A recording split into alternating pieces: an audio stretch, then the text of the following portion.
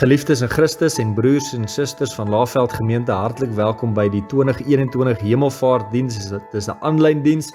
Vandag herdenk ons die Hemelvaart van Christus. Ons lees ook daarvan in Markus, Lukas en die boek van Handelinge. En vandag in klomp lande is dit 'n publieke vakansiedag, Ascension Day, maar in Suid-Afrika is dit nie publieke vakansiedag nie. Ons is dankbaar dat ons nog steeds kan werk en onsself deur die week ook kan besig hou met goeie werk.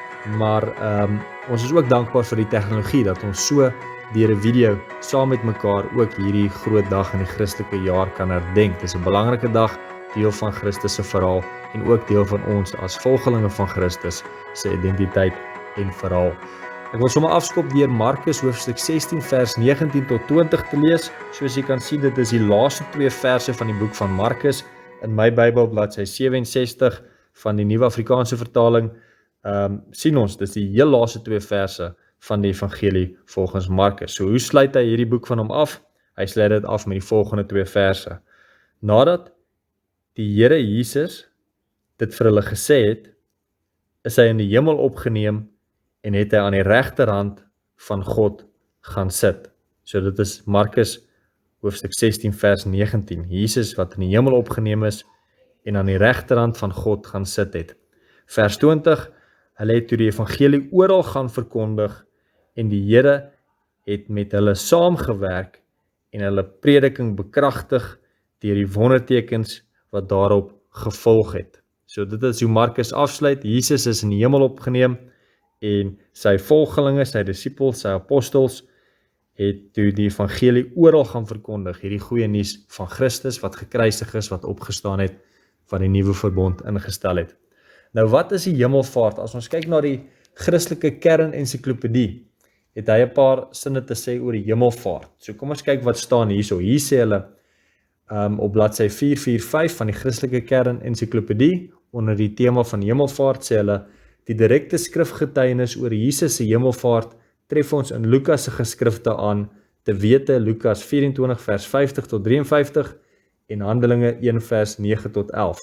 Dit verskyn as later toevoeging in die vroegste evangelie, Markus hoofstuk 16 vers 19 tot 20 wat ons saam gelees het. Lukas verbind hemelvaart aan die Pinksterfees, want dit is natuurlik net 'n paar dae voor Pinkster, wat 50 dae na Paasfees is.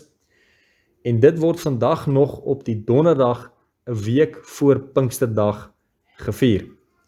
Jesus se hemelvaart is opgeneem in die 3 ekumeniese geloofsbelijdenisse van Nicea, Athanasius en die 12 artikels en word algemeen in die Christelike kerke aanvaar as een van die kernbelijdenisse oor Jesus Christus. So van die eenvoudigste geloofsbelijdenisse van hoe ons geloof, die inhoud van ons geloof opsom, bevat hierdie beweging van Christus wat in die hemel opgevaar het vir baie betekenis en baie rede daarachter.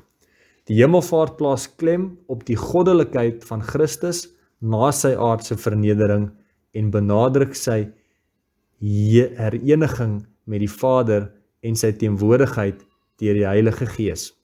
Hemelvaart simboliseer die krag van Christus om as voorspraak vir ons op te tree en om vir ons plek gereed te maak in die huis van die Vader. Paulus is baie duidelik oor die tema dat Christus is ons voorspraak. Hy bid vir ons ook, hy praat ook vir ons daar waar hy is.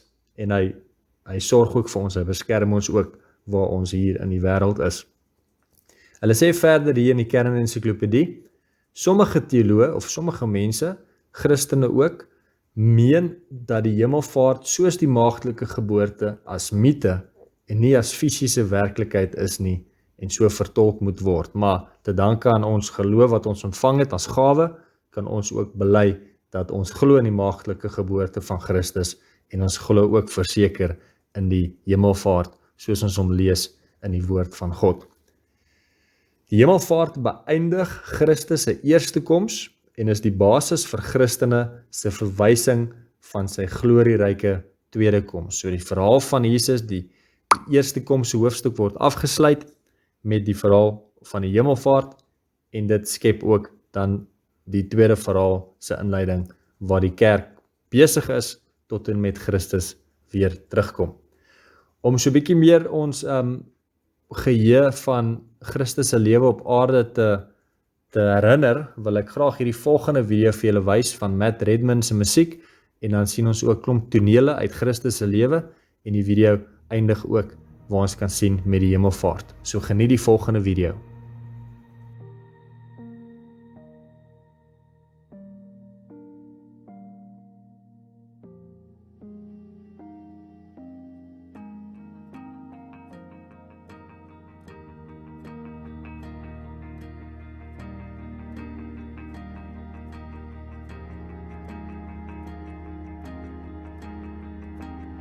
I know. It must be. As you will it.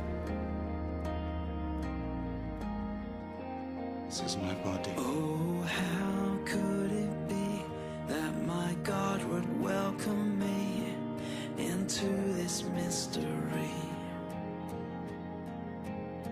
Say, take this bread, take this wine, now the simple made divine, for any to receive. By your mercy we come to your table. By your grace you are making us faithful. This is my blood. Lord, we remember you, and remembrance leads us to worship. And as we worship you, our worship leads to communion. We respond to your invitation.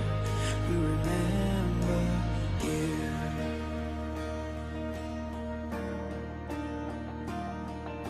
My God. My God. See his body, his blood, know that he has overcome every trial we will face. And none too lost to be saved, none too broken or ashamed, all are welcome in this place. By your mercy we come to your table. By your grace you are making us faithful. Lord, we remember. Stop doubting. And remembrance leads us to worship. And as we worship you, our worship leads to communion. And believe. We respond to your invitation. We remember Because you see me, you believe. dying, you destroyed our death. Rising, you restored I am coming soon. Lord Jesus, come and go. May the grace of the Lord be with all God's people. Amen. You destroyed our death. Rising, you restored our life. Lord Jesus, come in glory.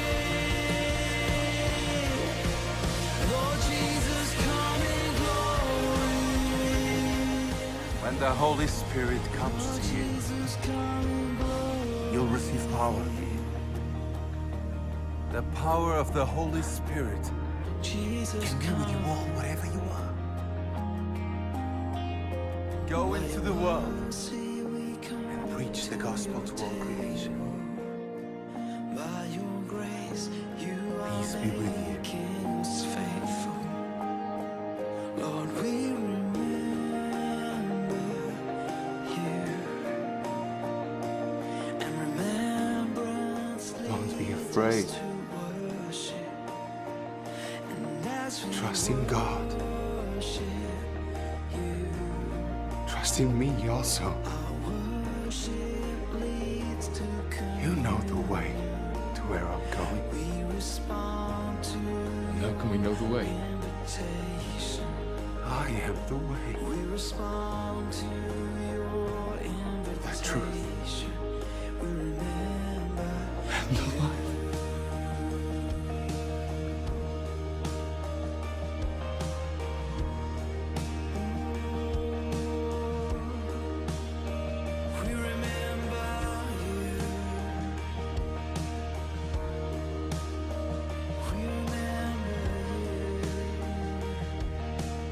Remember me by doing this. Wat 'n mooi video om vir ons sekere tonele vanuit Christus se lewe weer uit te beeld deur die gebruik te maak van akteurs en goeie tegnologie van kameras en so. Ek wil graag aangaan deur vir ons te lees die laaste 3 verse van die boek van Lukas. Lukas 24 vers 50 tot 53. Hy is op bladsy 106 in die Nuwe Afrikaanse Vertaalde Bybel. Kom ons lees saam die laaste 3 verse van die boek van Lukas. Die hemelvaart van Jesus, vers 50. Hoofstuk 24. Daarna het hy hulle uit die stad uitgelei tot by Betanië. Daar het hy sy hande opgehef en hulle geseën. Terwyl hy hulle seën, het hy van hulle af weggegaan en is hy in die hemel opgeneem. Hulle het hom aanbid en met groot blydskap na Jerusalem toe teruggegaan. Daar het hulle die hele tyd by die tempel gebly en God geprys. So Lukas beklemtoon dat Christus hulle geseën het, hy is in die hemel opgeneem en die reaksie van die disippels was dat hulle hom aanbid het met groot blydskap en hulle is terug Jerusalem toe soos Jesus hulle beveel het en hulle het daar gebly en vir God geprys tot ons lees van wat in Handelinge 2 gebeur het. En dan wil ek ook graag vir julle lees Handelinge hoofstuk 1 vers 6 tot 11. En dit vertel vir ons Handelinge se verhaal van die hemelvaart. Nou, vers 6. Toe hulle 'n keer weer bymekaar was, het hulle vir Jesus gevra, Here, is dit nou die tyd dat U die koninkryk vir Israel weer gaan oprig? So het nou almal geglo Christus het opgestaan en het hom gevra, gaan U nou die koninkryk van Israel oprig, soos dit moet wees, want U is die Messias. Vers 7. Hy het hulle geantwoord, dit is nie vir julle om die tyd en omstandigheid te weet wat die Vader in sy eie mag bepaal het nie, maar julle sal krag ontvang wanneer die Heilige Gees oor julle kom en julle sal my getuies wees in Jerusalem, sowel as die hele Judea en in Samaria en tot die uithoeke van die wêreld. En ons het die 2 mooi tekste die vorige 2 Sondag gelees, Handelinge 10, die bekering en die inleiding tot die verbond van die Romeinse offisier, die centurion, Cornelius, en die Sondag daarvoor het ons gelees die hofdienaar, wat ook tot geloof kom in Christus, die hofdienaar van Ethiopië. So dis die uithoeke van die aarde, Ethiopiërs en Romeine van Italië word ingelyf ook deel van hierdie nuwe ras, soos Paulus dit ook sê, deel van hierdie nuwe mensdom. Ons is primêr identiteit is dat ons 'n Christen is.